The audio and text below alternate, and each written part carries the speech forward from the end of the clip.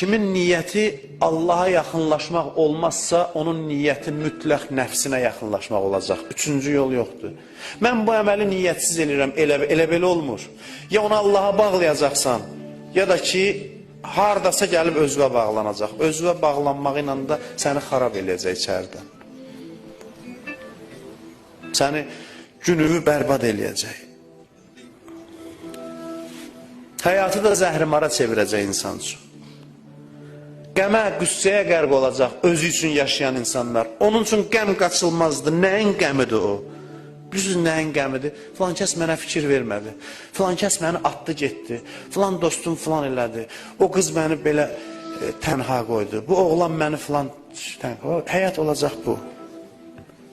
Öz başına təvaf eləmək. Həyat belə bir şeyə çevriləcək. Qəmlərin hamısı, bunun ürəyinə hakim olan qəmlərin hamısına baxanda bir mən var bu qəmdə. Mən.